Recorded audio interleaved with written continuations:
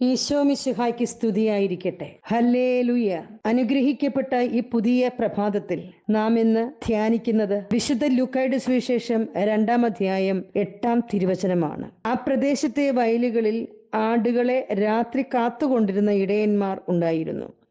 കർത്താവിന്റെ ദൂതൻ അവരുടെ അടുത്തെത്തി. കർത്താവിന്റെ മഹത്വം അവരുടെ മേൽ പ്രകാശിച്ചു. ഹല്ലേലൂയ. പ്രിയ സഹോദരങ്ങളെ, രാത്രിയിലെ കൊടും തണുപ്പിൽ എല്ലാവരും പുതച്ചു മൂടി കിടന്നുറങ്ങുമ്പോൾ ഈ പാവപ്പെട്ട ഇടയന്മാർ ഉണർന്നിരിക്കുകയായിരുന്നു.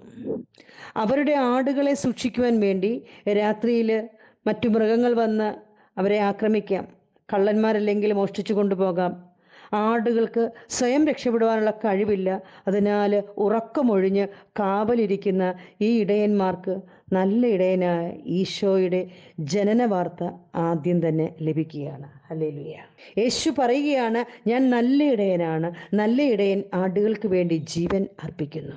ഇടയനല്ലാത്തവനും ആടുകൾ സ്വന്തമല്ലാത്തവനുമായ കൂലിക്കാരൻ ചെന്നായി വരുന്നത് കാണുമ്പോൾ ആടുകളെ ഉപേക്ഷിച്ചു പോകുന്നുവെന്ന് വിശുദ്ധ യോഹന്നാന്റെ സുവിശേഷം 10-ാം അധ്യായം 11-12 തിരുവചനം വായിക്കുമ്പോൾ നമുക്ക് മനസ്സിലാക്കാൻ പറ്റും.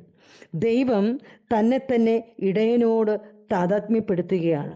മനുഷ്യനോടുള്ള അവിടുത്തെ കരുതലും സ്നേഹവും വെളിപ്പെടുത്തുവാൻ ഇതിനേക്കാൾ നല്ലൊരു ഉപമയില്ല. ആടുറങ്ങുമ്പോൾ ഉണർന്നിരിക്കുന്ന ഇടയൻ, ഭയവും ആകുലതയും ഇല്ലാതെ ആടിന് ഉറങ്ങാൻ കഴിയുന്നത് ഉറങ്ങാതിരിക്കുന്ന സ്നേഹമുള്ള ഒരു ഇടയൻ ഉള്ളതുകൊണ്ടാണ്. ഹല്ലേലൂയ. 121-ാം സങ്കീർത്തനത്തിൽ ഇങ്ങനെ പറയുന്നു, പർവ്വതങ്ങളിലേക്ക് ഞാൻ കണ്ണുകൾ ഉയർത്തുന്നു, എനിക്ക് സഹായം എവിടെ നിന്ന് വരും? എനിക്ക് സഹായം കർത്താവിൽ നിന്ന് വരുന്നു. ആകാശവും ഭൂമിയും സൃഷ്ടിച്ച കർത്താവിൽ നിന്ന്. നിന്റെ കാൽ വഴുതുവാൻ അവിടുന്ന് സമ്മതിക്കുകയില്ല. നിന്നെ കാക്കുന്നവൻ ഉറക്കം തൂങ്ങുകയില്ല. ഇസ്രായേലിന്റെ പരിപാലകൻ മയങ്ങുന്നില്ല, ഉറങ്ങുന്നില്ല. കർത്താവാണ് നിന്റെ കാവൽക്കാരൻ. ഹല്ലേലൂയ. പ്രിയ സഹോദരങ്ങളെ, ഒരിക്കലും ഉറങ്ങാത്ത നിരന്തരം ഉണർന്നിരിക്കുന്ന കർത്താവ് കാവൽക്കാരനായി നമുക്കുള്ളപ്പോൾ നമ്മൾ ഒന്നിനെയും ഭയപ്പെടേണ്ടതില്ല. നമ്മൾ ഒറ്റയ്ക്കല്ല.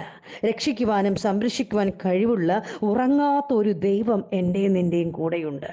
ദൈവം നമ്മോട് കൂടെ എന്നർത്ഥമുള്ള ഇമ്മാനുവേൽ എന്ന് യേശു വിളിക്കപ്പെടുകയാണ്. പ്രിയ സഹോദരങ്ങളെ, മനുഷ്യവംശത്തെക്കുറിച്ച്, എന്നെയും നിന്നെയും കുറിച്ച് ദൈവത്തിൻ്റെ കരുതലിൻ്റെ സ്നേഹത്തിൻ്റെ വെളിപാടാണ് നമ്മൾ ഇപ്പോൾ ആഘോഷിക്കാൻ പോകുന്ന ക്രിസ്മസ്. അതിനാൽ ഓരോ ക്രിസ്മസ് ആഘോഷവും ആകുലതയില്ലാതെ, ടെൻഷനില്ലാതെ ആ ഒരു അവസ്ഥയിലേക്കാണ് നമ്മൾ പോകേണ്ടത്. ഹല്ലേലൂയ.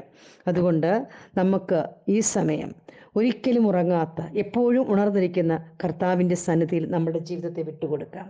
കരഞ്ഞു പ്രാർത്ഥിക്കാം. നമ്മുടെ ഹൃദയവും മനസ്സും എല്ലാം സമർപ്പിച്ചുകൊണ്ട് പ്രാർത്ഥിക്കാം. തമ്പുരാനെ, അവിടുന്ന് എൻ്റെ ഇടയനാണ്, അങ്ങ് എൻ്റെ സംരക്ഷകനാണ്. അതിനാൽ ഞാൻ എന്തിനാകുലപ്പെടണം? ഞാൻ അങ്ങിൽ വിശ്വസിക്കുന്നു ഈശോയെ. അവിടുന്ന് എപ്പോഴും എന്നെ നോക്കിക്കൊണ്ടിരിക്കുന്നതിനാൽ ഒരനർത്ഥവും ഞാൻ ഭയപ്പെടുകയില്ല. എൻ്റെ ഉത്കണ്ഠകളെല്ലാം ഞാനത് ഉപേക്ഷിക്കുന്നു. അങ്ങ് എൻ്റെ കോട്ടയായിരിക്കണമേ, പ്രകാശമായിരിക്കണമേ. അങ്ങ് എനിക്ക് എല്ലാത്തിനും മതിയായവനാണെന്ന് ഏറ്റുപറഞ്ഞ് പ്രാർത്ഥിക്കുന്നു. ആമേൻ.